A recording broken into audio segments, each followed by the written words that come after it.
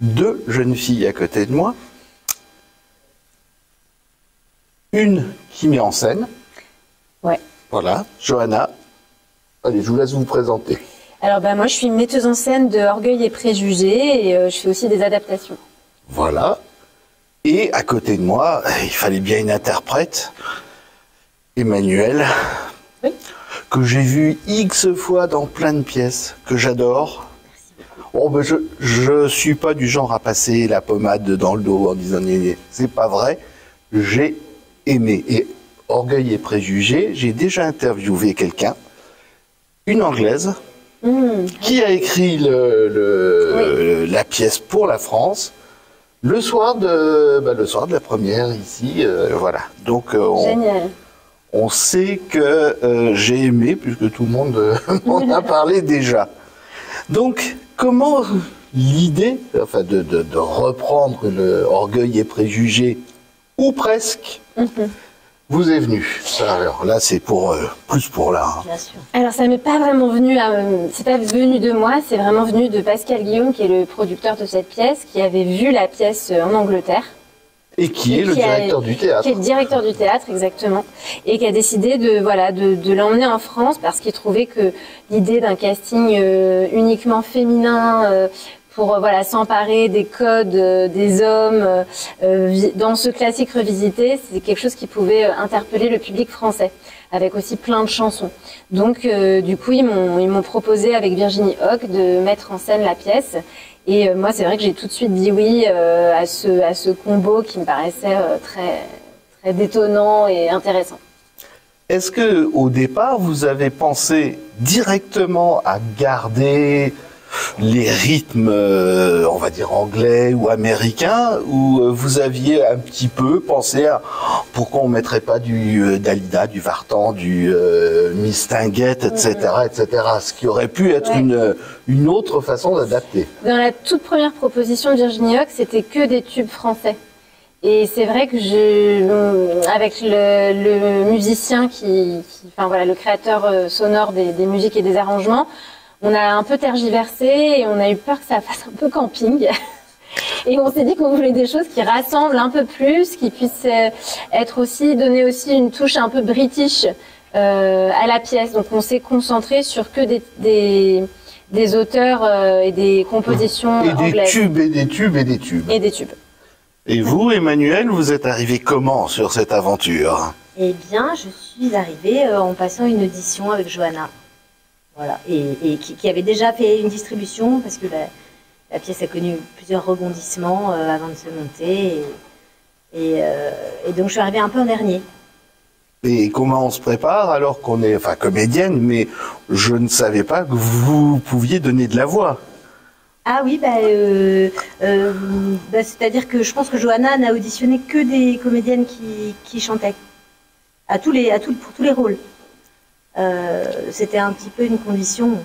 Après, c'est pas du répertoire lyrique, donc on est toutes chanteuses d'une manière différente, mais dans la baignoire ou non. Non, disons qu'on a toutes ça en commun d'avoir souvent été employées avec pour cette carte-là. Et qu'est-ce qui vous a propulsé, qui vous a dit oh, j'adore ce truc? Je trouve l'idée géniale déjà de reprendre Orgueil et Préjugés dans une version de comédie. C'est quand même un tube extraordinaire de comédie romantique qui est vraiment à la base, à mon avis, de beaucoup de comédies romantiques, et dans le cinéma, dans le théâtre, etc. Donc c'est un tube. Et revisité par une autrice anglaise, ce que vous avez d'ailleurs interviewé, Isabelle MacArthur. Le fait que la pièce m'a plu et les rôles que j'ai interprétés m'ont plu aussi. C'est vraiment une occasion géniale de pouvoir jouer un homme. Ça ne m'est pas très souvent arrivé, oui, une fois, mais dans notre registre, de jouer un homme. Et moi, je joue un homme, un aristocrate anglais, Darcy, et la mère de ses filles qu'il faut marier. Et ce grand écart est génial. Et on a toutes d'ailleurs des partitions comme ça avec plusieurs rôles. Oui, alors combien pour vous? Pour le moment, j'en ai deux principales et on a toute une petite partition de bonnes, puisque la pièce commence du point de vue des bonnes. Voilà, la pièce s'ouvre sur un espèce de cœur une espèce de cœur de bonne. Donc on a toute une petite bonne à nous. Et après, moi voilà, j'ai cet aristocrate anglais et la mère des filles. Ma camarade Agnès, elle a l'autre aristocrate anglais, la sœur de l'aristocrate, donc ça joue aussi sur la ressemblance physique. Une domestique aussi. Une domestique, celle qui a la plus grosse partie du récit. Enfin voilà, seul le personnage d'Elisabeth, qui est l'héroïne romantique de la pièce, conserve son rôle. Avec aussi une petite partition de bonne. Il y a combien de rôles en fait dans cette pièce? Parce que ça, je serais incapable de le dire, moi. Il y a une 15aine de rôles Oui. qui sont partagés avec les 5 comédiennes. Voilà. Et on a aussi une musicienne sur scène, Mélodie Linard, qui Un petit peu est sur le côté. guitariste. Un petit peu Qui est sur le côté, voilà. c'est vrai, mais qui accompagne vraiment toutes les chansons de sa guitare électrique et de sa voix. Et qui accompagne la pièce, qui rythme, qui donne ce côté pop, électrisant, voilà.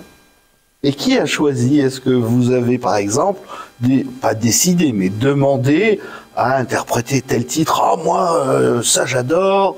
Ou c'est vous qui avez décidé, ben non, on va essayer de partager avec tout le monde? Je me souviens plus bien, mais j'ai l'impression que c'est vraiment Mehdi Bourayou et moi qui avons vraiment beaucoup réfléchi. Après, je sais que parfois, Emmanuel, tu me dis, ah, j'aimerais bien que Darcy chante. Enfin, il y a eu un peu ça, ces allers-retours avec les actrices qui d'un coup disaient, tiens, ça pourrait être sympa que mon personnage chante. Ouais. Et comment vous avez choisi chaque titre?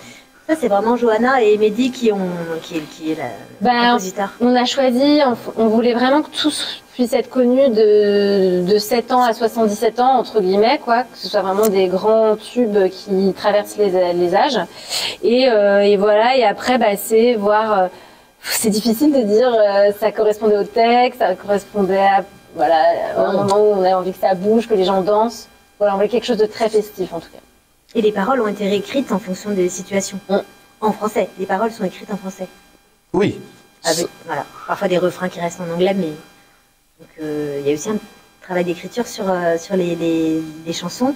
C'est pas juste l'incursion de tubes anglais dans la pièce, c'est ces tubes-là. Ça fait partie ça fait partie de l'histoire. Voilà, S'il n'y avait pas voilà.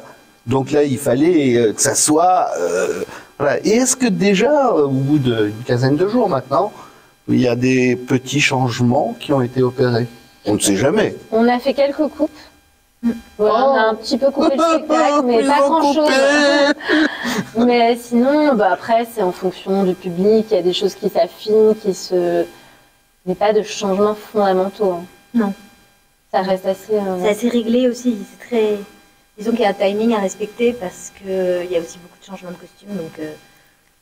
Donc on peut pas... Enfin, tout ça a été très travaillé en amont pour pouvoir se changer très rapidement, parfois sur 3 phrases, 3 répliques. Donc on peut pas faire n'importe quoi avec le rythme de la pièce. Vous m'avez presque volé ma prochaine question. C'était je m'entends. C'était comment arrivez-vous à vous changer aussi rapidement? Parce que bon, on a l'impression que vous êtes sur scène d'à côté, puis à peine sorti de scène, hop, ah ben non, c'est l'homme qui vient ce coup-ci. C'est difficile pour le metteur en scène ou pour la comédienne. Et pour la billeuse. Et pour la billeuse surtout. Il y en a qu'une? Non. Oui. Ah, Ouais. c'est elle qu'il faut interviewer aussi. Non, je m'entends. Mais ça doit être incroyable. Vous avez combien de temps pour vous changer? Des fois, il y a, je sais pas, 8 secondes. C'est vrai, hein, je pense. J'ai pas tout chronométré, mais vraiment, des fois, il y a 3 répliques. Donc, ouais, je sais pas, ça fait peut-être 10 secondes max. Et vraiment, ça a été un travail avec cette habilleuse, hein, qui, voilà, et les actrices qui, voilà, au fil du temps, voilà, à force de répétition, on trouve exactement la bonne chorégraphie pour que ça aille vraiment dans une économie et que ça aille au plus vite. Parfois, on a rajouté des phrases de texte aussi parce qu'on n'y arrivait pas.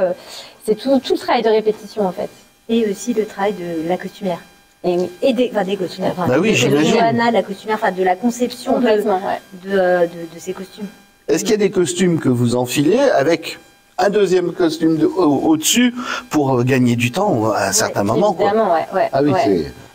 Bah, toutes les silhouettes d'hommes, les pantalons, les filles les ont tout le temps. Elles les ont tout le temps. Enfin, il y a plein d'astuces, voilà, qui sont trouvées. Effectivement, la costumière qui a conçu vraiment des robes qui sont comme des manteaux. Donc, il y a juste à clipser. Voilà, qu'est-ce que je peux dire d'autre? Les chaussures, elles changent jamais de chaussures, par exemple. C'est tout le temps les mêmes chaussures, donc ça va à toutes les silhouettes. Sur les chaussures, on le voit moins, il faut être honnête. On est dans la salle, même si j'étais tout près de la scène, on est dans la salle, on regarde pas les chaussures, on regarde les comédiennes. Non, on peut pas dire les comédiens, parce que là, il y en a pas. Non. Et l'idée de faire la même chose avec que des mecs... Oh, désolé. Je trouve que justement, Jane Austen, elle a quand même cette dimension féminine. Et je pense que en fait, là, ce qui est génial, c'est que c'est des femmes qui s'emparent des codes masculins. Le fait que ce soit des femmes, il y a plein de choses qui passeraient pas du tout de la même manière si c'était des hommes qui incarnaient oui, sinon on va c'était des comédiens. Et pour le coup, je trouve qu'Orgueil et Préjugés par des hommes, je vois pas l'intérêt. Non, mais ça serait pas Orgueil et Préjugés, hein. On parle oui. de... Après, oui, une pièce avec que des hommes, avec grand plaisir. Oui, bien sûr. Mais il faut trouver la bonne pièce. Oui. C'est ça, il faut trouver le truc intéressant, quoi. Donc, avis à ceux qui savent écrire, si vous voulez trouver un sujet de pièce qui peut être monté avec que des mecs qui se changent à longueur de temps, qui savent chanter, qu'est-ce qui manque d'autre, qui sachent danser aussi. Ouais, tout à fait. Voilà, jouer la comédie, enfin tout, quoi. Moi, je vous admire. Enfin, merci. je vous admire en tant que metteur en scène. Et Emmanuelle, je l'admire parce que on a l'impression qu'elle quitte pas la scène alors qu'elle la quitte quelques secondes et elle revient dans un autre personnage, dans un autre rôle, d'autres fringues. Enfin bon, c'est... Voilà. Et vous arrivez à garder le rythme tout le temps. Il n'y a pas de moment où vous vous dites « Oh non, là, non, c'est impossible. C'est pas possible, ouais. Ouais, non, puis c'est un vrai enjeu, enfin, on en parle encore et tout, enfin, c'est un de nos enjeux, des enjeux des actrices de tenir ce rythme coûte que coûte, parce que c'est là que la comédie fonctionne, en fait, et pas s'apesantir, c'est un gros sujet. Et le public, est-ce qu'il est tous les soirs, comme le soir où je l'ai vu, complètement ébahi, qui se marre, qui participe, qui applaudit, qui chante? Bah, on a des chouettes retours en tout cas. Enfin, franchement, on a des belles salles, très chaleureuses, quoi. Très joyeuses, très avec nous, quoi. Et ça affiche une belle jauge? Ouais, carrément. Ça démarre très très bien. Oui, enfin ça a démarré, donc vous en êtes à combien là? On est dans la 3e semaine là. Ouais. Je crois. On commence la 3e. Ah ouais? Ah non. Non, on commence la 3e. On commence la 3e. Ouais. On commence la 3e. Enfin, je crois. Ça, je peux plus vous dire parce que même moi, je m'en souviens pas. Je sais pas. 24 janvier, on a commencé. Bah, 24 janvier, ça fait 31 janvier. On est le 6 février. Non, on est le plus que ça. On est le 10. Ouais, on est le 10. Oui, bah, donc ça ferait... oui, ça, vous attaquez le... On attaque la 4e. Ah déjà, on attaque la 4e semaine. Ouais. Qu'est-ce qu'on peut vous souhaiter maintenant? Bah, des salles remplies. Une saison complète, 2 saisons? Ouais, même 5 saisons. 5 saisons, d'accord. Bah écoutez, si toutes les comédiennes sont d'accord. Tout à fait. Ce sera... Absolument. Bah, je vais vous laisser quand même présenter celles qui ne sont pas là. Hein, vous allez vous partager la distribution. Alors, il y a Agnès Pat, qui joue Bingley homme et Bingley femme, enfin un frère et une sœur. Il y a Magali Genoux qui joue donc Elisabeth Bennet, principalement.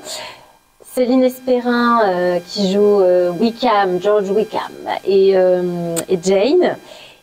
Et Lucie Brunet qui joue Mary, la dernière fille. et qui joue également le pasteur Collins. Et Lydia. Et Lydia. Et elle joue 2 sœurs, elle. Mm. Et le pasteur. Collins. Collins. Et ça fait combien de mecs ça Et Mélodie fait... Linhart, qui est guitariste et chanteuse et qui est avec nous. Donc, on est 6 filles en tout. 6 femmes. Oui, oui, 6 femmes pour... Alors, combien de rôles de mecs maintenant? Et ben il y a. C'est parce que vous venez d'en Il y a citer, je au ne les moins ai pas 4 comptés. rôles. Il y a 4 rôles d'hommes. Collins, Wickham, Darcy, Bingley. 4. Bon, bah écoutez, moi je l'ai dit et je le redis, j'ai adoré, j'ai passé une soirée, mais à me fendre en deux, j'étais mort de rire. Je chantais, si j'ai pu monter sur scène, chanter avec vous, je serais venu. Mais j'aurais pas été le bienvenu, parce que j'étais habillé en mec et je suis un mec. En même temps, avec un pantalon quand même assez spectaculaire. Ah oui, mais on le voit pas. C'est fait pour... Dommage. Oui, mais quand on fait du 2 roues, c'est plus agréable. Ouais. Bien sûr. Bah, merci en tout cas. Merci beaucoup. Ben, c'est Merci moi qui vous beaucoup. remercie d'être venu, d'avoir participé. Eh ben, Merci pour vos retours si chaleureux. Ah mais je suis du genre à dire ce que je pense. Bon, bah génial. Si j'aime pas, je n'en parle pas. D'accord. Voilà, je ne casse pas. Je suis pas quelqu'un qui aime casser. Ouais. J'aime bien dire j'aime. Voilà. Elle, je sais que j'avais... je l'avais adoré dans Louis. Jean-Louis XIV. Jean-Louis XIV, ouais, je sais qu'il y avait Louis. Voilà, donc entre autres, hein, c'était la dernière fois où je vous avais vu avant cette fois-là. Ah oui. Merci à toutes les deux. Merci. Merci beaucoup. Restez, voilà, parce que vous vous Ah oui, êtes je suis- éloignés pour dire merci, donc Mince. il vaut mieux que vous soyez un Ouais. peu plus dans l'angle. Merci Oui. Guy. Merci. Merci beaucoup. Merci à vous deux.